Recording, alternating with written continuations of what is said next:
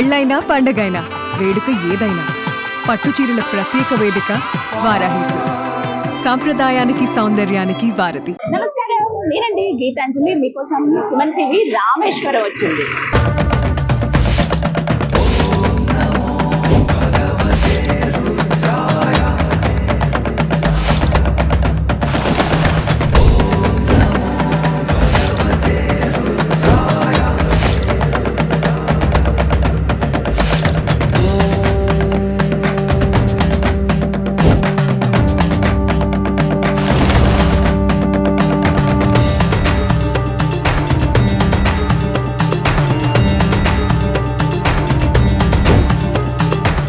రామేశ్వరంలో Suman TV.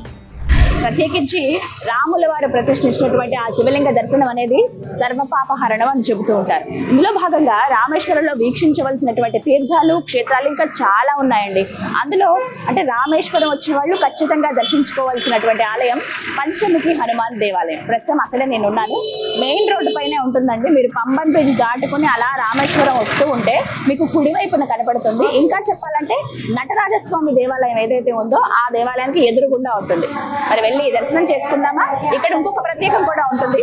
రామసేతులో ఉండేటువంటి అంటే ఆ నిర్మాణానికి వాడినటువంటి రాయి ఏదైతే ఉందో అవి మనకి ఇక్కడ చూపిస్తారు. మనం దర్శనం చేసుకోవచ్చు. మరి అవి వెళ్ళి చూద్దామా? అయితే లోపలికి కెమెరా కానీ ఫోన్స్ కానీ ఏవి ఎలవ్ లేవండి. బట్ స్పెషల్ పర్మిషన్ తీసుకున్నాము. సాధ్యమైనంత వరకు నేను మీకు చూపించే ప్రయత్నం చేస్తాను. రండి.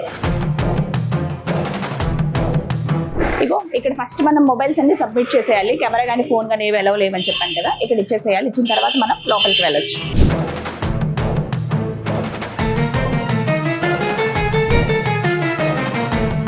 మనం లోపలికి అడుగు పెట్టగానే ముందు దర్శించుకోవాల్సింది ఒక సమాధి అండి. అది ఎవరిదంటే తులసీదాస్ బాబాజీ గారి సమాధి. వారు 700 సంవత్సరాల క్రితం జీవ సమాధి చెందారు.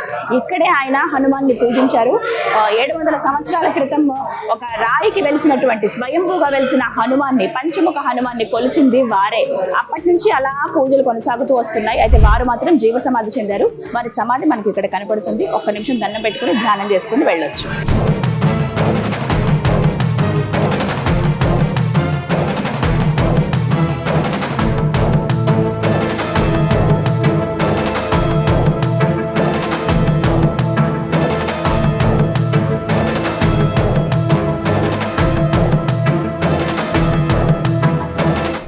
చక్కటి దర్శనం అయిందండి. ఎంత సంతోషం అనిపించిందో.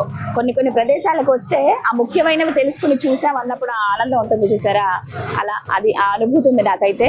ముందుగా మనం లోపలికి వెళ్ళగానే జీవ సమాధి చెందిన బాబా గారి సమాధి మనం చూసాం కదా.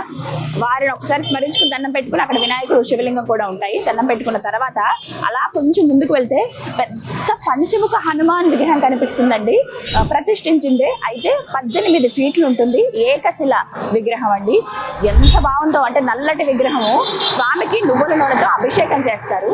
మామూలుగా మన ఆంజనేయ స్వామి అంటే సింధూరంతో చూస్తాం కదా, కానీ ఇక్కడ ఏంటంటే అభిషేకం చేస్తారు నల్ల నువ్వుల నూనెతోటి. అంటే శని దోషాలు ఎవరికైతే ఉంటాయో వాళ్ళు ఇక్కడ స్వామిని దర్శించుకుంటే ఎంతో పుణ్యప్రదం. వారికి ఉన్నటువంటి శనిపీడ కాస్త తగ్గుతుంది అని చెప్తారండి. శని మంచి చేస్తాడు అనే విషయం కూడా చెప్తారు. ఒకసారి దర్శించుకుంటే చాలా అదొక మహద్భాగ్యంగా కూడా చెప్తారు.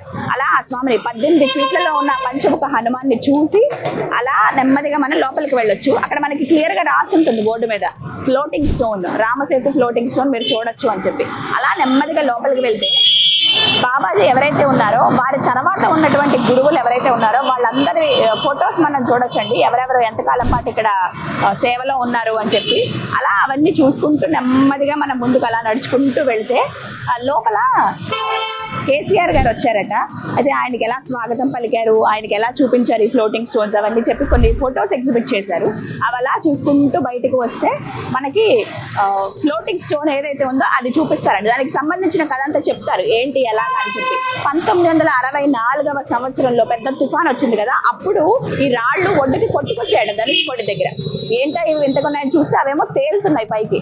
అప్పుడు అర్థమైంది ఇవి నిజంగా రామసేతు నిర్మాణంలో వాడినవే కదా అని చెప్పి తీసుకొచ్చి దానిలో కొంత ముక్క కట్ చేసి టెస్టింగ్కి పంపిస్తే ఇవి ఆ కాలం నాటివే అని తెలిసిందంట. అప్పటి నుంచి ఇంకా క్లియర్ కట్ నిర్ణయానికి వచ్చారు ఇవి రామసేతులో వినియోగించిన రాళ్లే. మనకి దగ్గర అక్కడ ఒక 10 రాళ్ల వరకు మనకు కనపడతాయండి. ఒకటి కంప్లీట్ గా వాటర్ లో వేసి చూపిస్తారు ఎలా తేలుతుంది ముట్టుకుందా అని.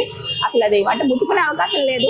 కొంచెం పర్మిషన్ అడిగాం, మేము ఇలా పలానా ప్లేస్ నుంచి వచ్చామండి, మీడియా నుంచి చూపించాలనుకుంటున్నామంటే జస్ట్ ఒక ఫోటో, చిన్న ఒక్క వీడియో కోసం మనల్ని అలౌ చేశారంటే. నేను అసలు ముట్టుకున్నాను, చాలా సంతోషం అనిపించింది. గట్టిగా కిందకి ఇలా పెట్టినా మళ్ళీ పైకి తేలుతున్నాయి అవి. ఇంకోటి కూడా చెప్తూ ఉంటారు, అక్కడ ఎవరైతే వాళ్ళ చేతితో స్పృశించినటువంటి రాళ్ళు ఉన్నాయో అవి మాత్రమే తేలుతాయి. ఇప్పటి రాయి కూడా చూపిస్తారు టెస్టింగ్కి, అదేమో మునిగిపోతుంది, ఇది మాత్రమే తేలుతుంది అనమాట. అలా వాటిని చూసుకుని మనం నెమ్మదిగా ఇంకొక విశేషం ఏంటంటే, కొన్ని వందల సంవత్సరాల క్రితం ఉన్నటువంటి అఖండ జ్యోతి ఇప్పటికీ వెలుగుతుందండి హనుమాన్ దేవాలయంలో. అది కూడా మనం దర్శించుకోవచ్చు. రాయిల్లో ఏవైతే ఉన్నాయో ఫ్లోటింగ్ స్టోన్స్, దాని వెనకే మనకి చూపిస్తారు. ఆ రాయి చూసుకుని ఒకసారి దండం పెట్టుకుని అలా ముందుకు వస్తే ఎక్కడైతే హనుమాన్ వారు స్వయంభూగా వ్యక్తమయ్యారో, పంచముఖ హనుమాన్, ఒక రాతికి ఆంజనేయ స్వామి వారి రూపం ప్రస్ఫుటంగా కనబడుతుంది. ఎంత అంటే చెక్కినా కూడా అంత అందంగా రాదేమో, మొత్తం సింధూరం రాశారు స్వామికి, ఇలా ప్రస్ఫుటం అవుతుంది రూపం అంతా కూడా. పంచముఖాలతో హనుమాన్ బుజ్జిగా భలే కనిపిస్తారు. అక్కడ ఒకసారి దండం పెట్టుకుంటే ఎదురుగుండా సీతారాములు చిన్న చిన్న విగ్రహాలు ఉంటాయి. అక్కడ కూడా ఒక 5-6 ఫ్లోటింగ్ స్టోన్స్ ఉంటాయి మనకి, పెద్ద పెద్దవి, ఈ మాత్రం సైజువి. అసలు అప్పట్లో అవి ఎలా ఉన్నాయో, వాటితో అసలు ఎలా వారధి కట్టారో, ఆ ఇంటర్లాకింగ్ సిస్టమ్ ఉన్నట్టుంది వాటికి.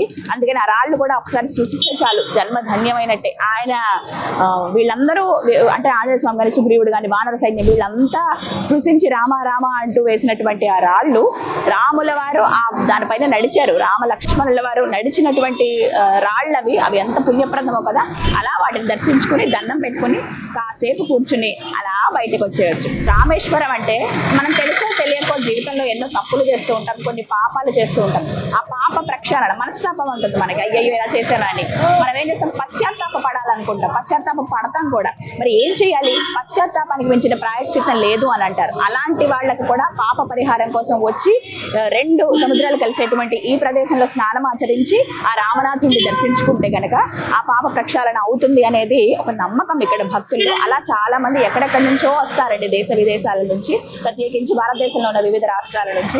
మీరు కూడా రావాలనుకుంటే ఖచ్చితంగా రండి, చక్కటి ప్రదేశం ఇది. ఆ స్వామిని దర్శించుకోవచ్చు. అలాగే రామభద్రుడు హనుమాన్ ప్రత్యక్షంగా అంటే ఆయన స్వయంభూగా వెలిసినటువంటి పంచముఖ దేవాలయాన్ని కూడా మీరు దర్శించుకోండి.